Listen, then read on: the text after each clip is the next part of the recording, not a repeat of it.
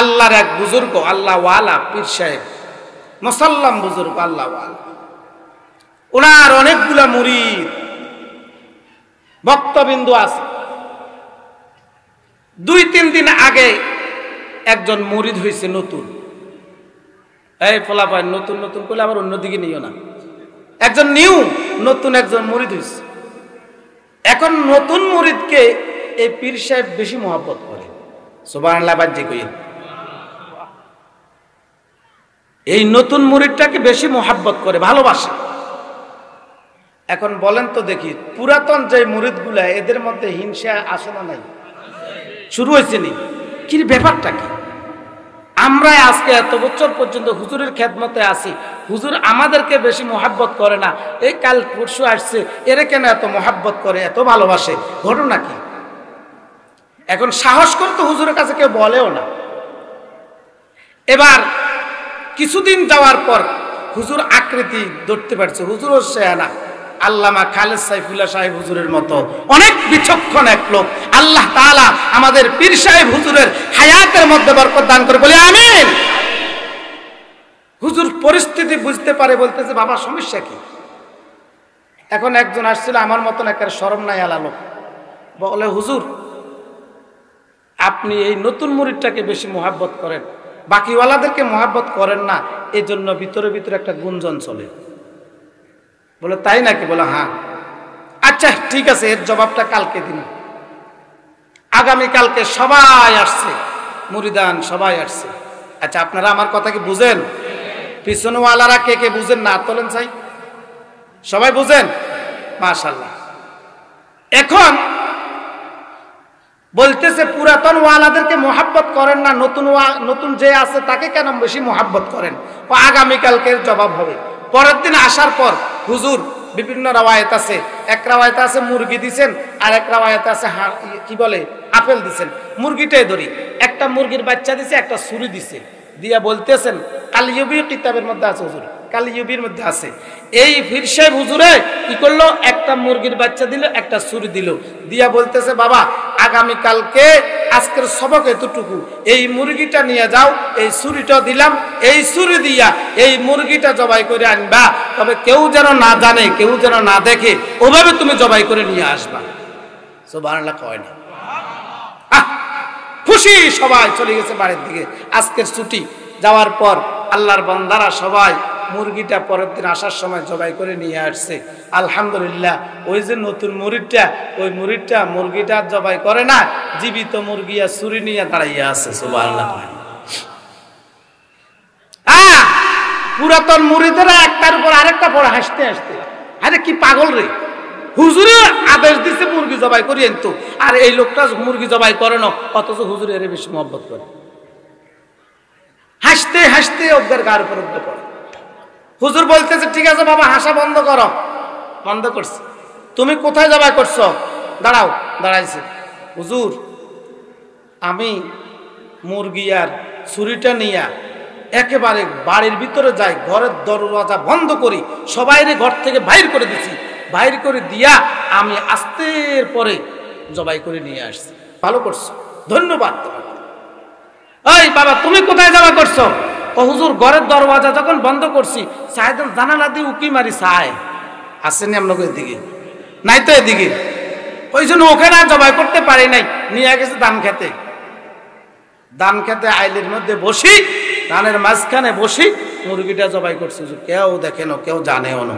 ধন্যবাদ, তুমিও ভালো পারছো, মাশাআল্লাহ, চমৎকার। বাবা তুমি কোথায় জবাই করছো? ও হুজুর ঘরের দরজা বন্ধ করছি, ওখানেও উকি মারে, এরপর ধান খেতে গেছে, ওরা ঘাস কাটি না, ওখানে রেডি আসেনি, ঘাস কাটি না আসেনি, আয়ে কাছিল আর বস্তালো রেডি, এর জ্বালা ওখানেও জবাই করতে পারি নাই, পাহাড়ে চলে গেছি, ওই পাহাড়ের গর্ত করে গর্তের ভিতরে ঢুকিয়া হুজুর আমি জবাই করছি, কেউ জানেও না, কেউ দেখেও না। ধন্যবাদ তোমাকে, তুমিও পারছো, মাশাআল্লাহ, চমৎকার। এভাবে নিতে নিতে নিতে নিতে নিতে একজন একজন করে সবার কাছ থেকে নিছে, সবাই, কেউ দেখে না, কেউ জানে না, এইভাবে মুরগিটা জবাই করে নিয়ে আসছে। আস্তে আস্তে আস্তে আস্তে এবার ওই যে নতুন মুরিদটা যে জবাই করে নাই, মনে আছে কথাটা, জবাই করে নাই, ওই লোকটার কাছে আসছে, আর এতে এখন কাঁপে, কথা কয় না, কি করে ভয়ে কাঁপে, কি জবাব দিবে, কি জবাব দিবে। এবার পীর সাহেব ডাকতে বলে, বাবা সবাই কেউ না কোনোভাবে জবাই করে নিয়ে আসছে। কেউ ঘরের দরওয়াজা জানালা বন্ধ করিয়া ঘরের ভিতরে জবাই করছে, কেউ ধান ক্ষেতের মধ্যে যাইয়া জবাই করছে, কেউ পাহাড়ের ভিতরে যাইয়া জবাই করছে। ও বাবা তুমি কেন জবাই করলা না, তুমি কেন মোরগটা জীবিত নিয়ে আসছো? আল্লাহর বান্দা এবার চোখের পানিগুলা চরচর করে ছাড়ে দিয়া বলতেছে, ও হুজুর আপনি দুইটা শর্ত দিয়ে দিয়েছেন মুরগিটা জবাই করার জন্য, আমি এই দুইটা শর্তের একটা শর্ত পূরণ করতে পারি না, এই জন্য আমি মুরগিটা জবাই করতে পারি নাই। বলে কেন বাবা, কারণটা কি জানতে চাই। আল্লাহর বান্দা এবার পীর সাহেব হুজুরকে ডাক দেয়া বলে, হুজুর বাড়িতে যাওয়ার পর ঘরের দরওয়াজা বন্ধ করছি, ঘরের মধ্যে যা ছিল সবাই রে বাইর কইরা দিছে, ওই যে জানালা দিয়া পাক দিয়া উকি মারতেছে দেখতে আসি, আমার ঘরের মধ্যে যেই কাপড় চোপড় ছিল ওই কাপড় চোপড় দিয়ে আমি ওই জানালা ছিদ্রগুলো বন্ধ কইরা দিছি, উকি মারার কোনো আর সুযোগ দেই নাই। এরপর আমার বক্স খাট আছে, বক্স খাটের ভিতরে ঢুইকা গেলাম, ওখানে মুরগি জবাই করব, কিন্তু হুজুর আমি জবাই করতে পারি নাই, আপনার দুটোটা শর্ত আমার কাছে সামনে এসে গেছে। আমি দৌড় দিয়া চলিয়া গেলাম ধান ক্ষেতের মধ্যে, ওই যে ধানের অথবা বাগানের মধ্যে চলিয়া গেলাম, ওই জায়গাতে না জানি আমি জবাই করতে পারবো।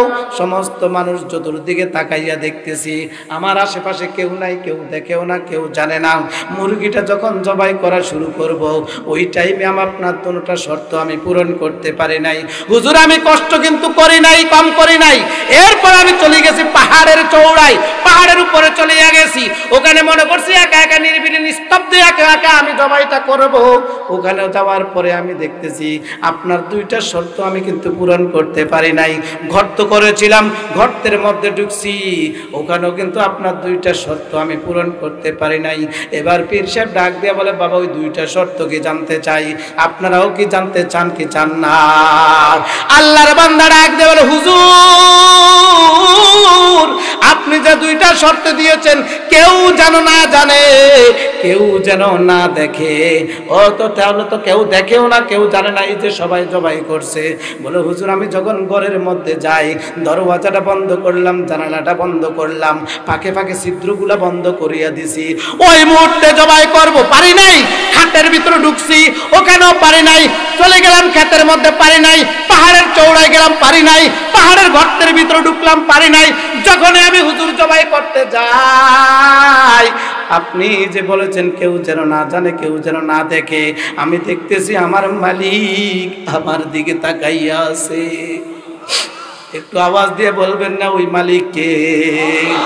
ওই মরি ডাক দেয়া বলে, হুজুর দুনিয়ার কেউ দেখেও না, কেউ জানেও না, এটা ঠিক আছে, তবে আমাকে আপনাকে সৃষ্টিকর্তা যিনি সৃষ্টি করেছেন, এই পৃথিবী ভূমণ্ডল, আকাশমণ্ডল, পানিমণ্ডল যা আছে সব কিছু যেই আল্লাহ সৃষ্টি করেছে ওই আল্লাহর চোখের আড়াল হতে পারি নাই, ওই আল্লাহর জানার বাহিরে যাইতে পারি নাই, এজন্য আমি মুরগিটাও জবাই করতে পারি নাই। এবার পীর সাহেব ডাকতে বলে, বাবারা বুঝছো আমি কেন তাকে বেশি মুহাব্বত করি? তার ভিতরে তাকওয়া, তার মধ্যে ভয় কার? এ গুনাহগার বন্ধু, নাফরমান বন্ধুরা, যখন অন্যায় কাজ করো, গুনার কাজগুলা করতে যাও, দিলের মধ্যে একটু জিজ্ঞাসা করিও, এই দিলটাকে একটু ওদিকে তাকাইয়া দেখিও। দুনিয়ার কেউ দেখে না, কেউ জানে না, কেউ সাথে নাই, কিন্তু আমার আল্লাহ দেখে না। এবার আসেন দোস্ত, লম্বা করব না। আল্লাহু আকবার। গুনাহগার মানুষ চলিয়া গেছে অন্ধকার কবরে। এই অন্ধকার কবরে যাওয়ার পর আখিরাতের মধ্যে হাসর মাহশর যখন শুরু হয়ে যাবে, বিচারকের কার্যক্রম যখন শুরু হয়ে যাবে, আমার আপনার যখন গুনাহটা শুরু হয়ে যাবে, আল্লাহু আকবার দোস্তরে যখন বলবে, কিরে নাফরমান তুমি কেন গুনাহ করছো? না হুজুর আমি গুনাহ করি নাই। ও আল্লাহ আমি গুনাহ করি নাই, ওখানেও চিটিংবাজি। আল্লাহ বলবেন ঠিক আছে সমস্যা নাই, আমি আল্লাহ ঘোষণা দিলাম শুনো, আল্লাহু আকবার, তোমার চারটা সাক্ষী হয়ে যাবে, গুনাহ যে করছো যদিও বলবা গুনাহ করো নাই।